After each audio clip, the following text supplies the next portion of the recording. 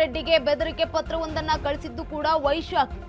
ಈ ಕುರಿತು ಕೂಡ ದಾಖಲಾಗಿತ್ತು HAL ಪೊಲೀಸ್ ಠಾಣೆಯಲ್ಲಿ. ಪ್ರಕರಣ ದಾಖಲಿಸಿಕೊಂಡ ನಂತರ ಪೊಲೀಸರು ಈ ಒಂದು ವೈಶಾಖ್ ಉಪಾಧ್ಯಾಯ ಅವರನ್ನ ಅರೆಸ್ಟ್ ಮಾಡಿರ್ತಾರೆ. 5 ದಿನಗಳ ಕಾಲ ಪೊಲೀಸ್ ಕಸ್ಟಡಿಗೂ ಕೂಡ ತೆಗೆದುಕೊಂಡಿರ್ತಾರೆ ವೈಶಾಖ್ ಉಪಾಧ್ಯಾಯ ಅವರು. ಆ ಒಂದು ಕೇಸ್ ಕಾರಣಕ್ಕೆ ಈ ಒಂದು ವೈಶಾಖ್ ಮತ್ತು ಪತ್ನಿಯ ನಡುವೆ ಆಗಾಗ ಗಲಾಟೆ ಆಗ್ತಾ ಇತ್ತು. ರೆಡ್ಡಿ ಅವರ ದೂರಿನ ಕಾರಣಕ್ಕೆ ಪತ್ನಿಯೊಂದಿಗೆ ವೈಶಾಖ್ ಉಪಾಧ್ಯಾಯಗೆ ವೈಮನಸ್ಸು ಅಲ್ಲಿಂದಲೇ ಹೆಚ್ಚಾಗ್ತಾ ಹೋಗ್ತಾ ಇತ್ತು. ಇಬ್ಬರ ನಡುವೆ ಗಲಾಟೆ ಕಿರಿಕಿರಿ. ಈ ಒಂದು ಕಾರಣಕ್ಕೆ ಮನೆಯನ್ನ ಹೋಗ್ತಾ ಇರಲಿಲ್ಲ. ಹೆಚ್ಚಾಗಿ ಕೃಷಿಯವರ ಮನೆಗೆ ಬಂದು ಇರ್ತಾ ಇದ್ರಂತೆ ವೈಶಾಖ್. ಆಗಾಗ ಈ ಒಂದು ಕಿರಿಕಿರಿಯಿಂದ ತಪ್ಪಿಸಿಕೊಳ್ಳೋದಕ್ಕೆ ಅಥವಾ ಏನೋ ವೈಮನಸ್ಸು ಮಾನಸಿಕವಾಗಿಯೂ ಕೂಡ ಕುಗ್ಗೋಗಿರ್ತಾರೆ ಕೆಲವೊಂದಷ್ಟು ಗಲಾಟೆಗಳು ಕಂಡಾಗ. ಆಗ ಉಪಾಧ್ಯಾಯ ಏನ್ ಮಾಡ್ತಾರೆ, ಕೃಷಿಯವರ ಮನೆಗೆ ಹೋಗಿ ಇರ್ತಾ ಇದ್ರಂತೆ. ಇನ್ನು ವೈಶಾಖ್ ಉಪಾಧ್ಯಾಯಗೆ ಇರುವಂಥದ್ದು 14 ವರ್ಷದ ಒಂದು ಮಗು ಕೂಡ ಇರುವಂಥದ್ದು, ಮಗ ಇದ್ದಾನೆ. ಇದೀಗ RR ನಗರದ ಕೃಷಿ ತಾಪಂಡ ಅವರ ಫ್ಲಾಟ್ನಲ್ಲಿ ಆತ್ಮಹತ್ಯೆಗೆ ಶರಣಾಗಿರುವಂಥದ್ದು ವೈಶಾಖ್ ಉಪಾಧ್ಯಾಯ್, 45 ವರ್ಷದವರು. ಈ ಒಂದು ಅರವಿಂದ್ ರೆಡ್ಡಿ ಹಾಗೆ ಕೃಷಿ ತಾಪಂಡ ಅವರ ನಡುವೆ ಸ್ನೇಹ ಸಂಬಂಧ ಇರುತ್ತೆ. ಆಗ ಎಂಟ್ರಿ ಕೊಟ್ಟಿದ್ದೆ, ಉತ್ತಮವಾಗಿರುತ್ತೆ. ಆಗ ಅರವಿಂದ್ ರೆಡ್ಡಿ ಅವರು ಬಿಸ್ನೆಸ್ ಟ್ರಿಪ್ ಅಂತ ಒಂದಷ್ಟು ಕೆಲಸ ಕಾರ್ಯಗಳಲ್ಲಿ ಬ್ಯುಸಿ ಆಗಿರ್ತಾರೆ. ಆಗ ಎಂಟ್ರಿ ಕೊಟ್ಟಿದ್ದೆ ವೈಶಾಖ್ ಉಪಾಧ್ಯಾಯ್. ಆಗ ಇಬ್ಬರ ನಡುವೆ ಒಂದಷ್ಟು ಹೊಂದಾಣಿಕೆ ಸರಿ ಹೋಗೋದಿಲ್ಲ, ಬ್ರೇಕಪ್ ಆಗುತ್ತೆ. ಅದೊಂದು ಕೂಡ ವಿವಾದಗಳು, ವಿಚಾರಗಳು, ಬ್ರೇಕಪ್ ದೊಡ್ಡ ಮಟ್ಟಿಗೆ ಒಂದು ಸದ್ದು ಮಾಡುತ್ತೆ. ವಿವಾದ ಕೂಡ ಸೃಷ್ಟಿ ಆಗುತ್ತೆ ಕೃಷಿ ತಾಪಂಡ ಅವರ ಬಾಳಲ್ಲಿ. ಅದಾದ ಬಳಿಕ ಹೇಗೋ ಮ್ಯಾನೇಜ್ ಆಗಿ ಮತ್ತೆ ಸಂಧಾನ ಆಗಿ ಒಂದಷ್ಟು ಅರವಿಂದ್ ರೆಡ್ಡಿ ಅವರು ಏನೆಲ್ಲ ಕೊಡ್ಸಿರ್ತಾರಲ್ಲ ಗಿಫ್ಟ್ಗಳು, ಅದನ್ನೆಲ್ಲವನ್ನ ಕೂಡ ವಾಪಸ್ ಕೊಡ್ತಾರೆ. ಅದಾದ ಬಳಿಕ ಸೈಲೆಂಟ್ ಆಗಿರುತ್ತೆ. ಅದಾದ ನಂತರ ಈ ಒಂದು ದೂರ ಅನ್ವಯವಾಗಿ ವೈಶಾಖ್ ಅವರ ಪತ್ನಿಯ ಜೊತೆಗೆ ಆಗಾಗ ಗಲಾಟೆ ಕಿರಿಕಿರಿ ಕೂಡ ಆಗ್ತಾ ಇತ್ತು. ಈ ಒಂದು ಕಾರಣಕ್ಕೆ ಕೃಷಿಯವರ ಮನೆಗೆ ಬಂದು ಇರ್ತಾ ಇದ್ದಂತಹ ವೈಶಾಖ್ ನಿನ್ನೆ 12 ಗಂಟೆಗೆ RR ನಗರದ ಫ್ಲಾಟ್ನಲ್ಲಿ ಆತ್ಮಹತ್ಯೆಗೆ ಶರಣಾಗಿದ್ದಾರೆ. ಅದು ನಟಿಯ ಮನೆಯಲ್ಲಿ. ನಟಿ ಮನೆಯಲ್ಲಿ ಇರಲಿಲ್ಲ ಆ ವೇಳೆ ಈ ಒಂದು ಆತ್ಮಹತ್ಯೆಯನ್ನು ಮಾಡಿಕೊಂಡಿರುವಂಥದ್ದು. ಆತ್ಮಹತ್ಯೆಗೂ ಮುನ್ನ ಕೃಷಿಗೆ ಫೋನ್ ಮಾಡಿ ಈ ಒಂದು ವಿಷಯವನ್ನ ಹೇಳಿರ್ತಾರೆ. ನಾನು ಆತ್ಮಹತ್ಯೆ ಮಾಡ್ಕೊಳ್ತೀನಿ, ನನಗಿರೋದಕ್ಕೆ ಆಗೋದಿಲ್ಲ ಅಂತ ಕೂಡ ಹೇಳಿರ್ತಾರಂತೆ.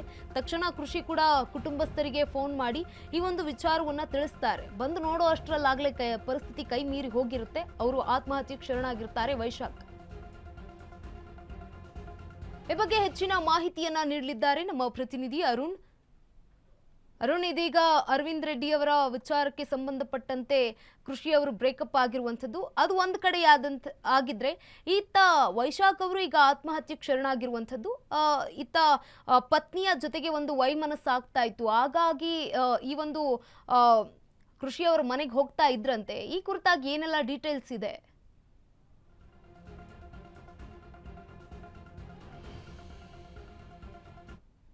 ನಿನ್ನೆ RR ನಗರ ಪೊಲೀಸ್ ಠಾಣಾ ವ್ಯಾಪ್ತಿಯಲ್ಲಿ ಒಂದು ಅಪಾರ್ಟ್ಮೆಂಟಲ್ಲಿ ಏನೋ ವೈಶಾಖ್ ಅವರು ಆತ್ಮಹತ್ಯೆಯನ್ನು ಮಾಡಿಕೊಂಡಿರುವಂಥದ್ದು. ನಟಿ ಕೃಷಿತಾ ತಾಪಂಡ ಅವರ ಸ್ನೇಹಿತರಾಗಿರ್ತಾರೆ ಮತ್ತು ಉದ್ಯಮಿಯನ್ನು ಸಹ ಆಗಿರ್ತಾರೆ. ಸೊ ಕಳೆದ 2-3 ದಿನಗಳಿಂದನೂ ಸಹ ಅವರು ಏನೋ ಆ ಪತ್ನಿ ಜೊತೆ ಜಗಳವನ್ನು ಆಡ್ಕೊತಾ ಇದ್ರು. ಅಂದರೆ ನಟಿ ವಿಚಾರಕ್ಕೆ ಜಗಳವನ್ನು ಆಡ್ಕೊಳ್ತಾ ಇದ್ರು ಅನ್ನೋದು ಸಹ ಮೇಲ್ನೋಟಕ್ಕೆ ಗೊತ್ತಾಗಿರುವಂಥದ್ದು.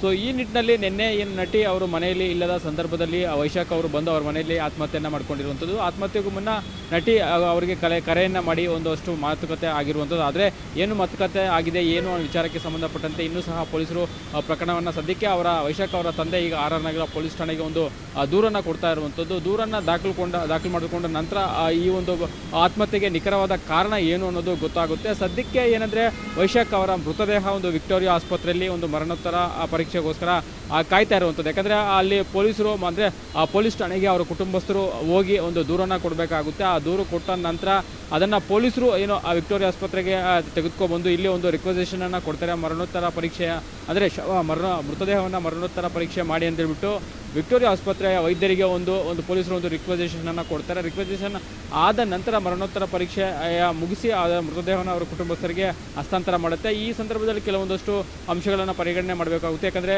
ಏನು ಸೂಸೈಡ್ ಮಾಡಿಕೊಂಡಂಥ ಸಂದರ್ಭದಲ್ಲಿ ಅವರೇನಾದರೂ ಮಾತ್ರೆಗಳನ್ನು ಸೇವನೆ ಮಾಡಿದ್ದಾರಾ ಏನು ಅನ್ನೋದ್ರ ಬಗ್ಗೆಯೂ ಸಹ ಇನ್ನೂ ನಿಗೂಢವಾಗಿದೆ. ಸೊ ಆ ನಿಟ್ಟಿನಲ್ಲಿ ಪೊಲೀಸರು ಮರಣೋತ್ತರ ಪರೀಕ್ಷೆ ರಿಪೋರ್ಟ್ ಬಂದ ನಂತರ ಗೊತ್ತಾಗುತ್ತೆ. ಸದ್ಯಕ್ಕೆ ವೈಶಾಖ್ ಅವರ ತಂದೆ ಏನು RR ನಗರ ಪೊಲೀಸ್ ಠಾಣೆಗೆ ಒಂದು ದೂರನ್ನು ಕೊಡ್ತಾ ಇರುವಂಥದ್ದು. ಅಂದರೆ ಈ ಒಂದು ನನ್ನ ಮಗ ನಿನ್ನೆ ಎಲ್ಲಿ ಎಸ್ ಅರುಣ್ ಅವರೇ, ಹಾಗೆ ಇರಿ, ಮತ್ತೆ ನಿಮ್ಮನ್ನ ಸಂಪರ್ಕ ಮಾಡ್ತೀವಿ. ಇದೇ ವಿಚಾರಕ್ಕೆ ಸಂಬಂಧಪಟ್ಟಂತೆ ಮತ್ತೊಂದು ಬ್ರೇಕಿಂಗ್ ನ್ಯೂಸ್ ಲಭ್ಯ ಆಗ್ತಾ ಇರುವಂಥದ್ದು.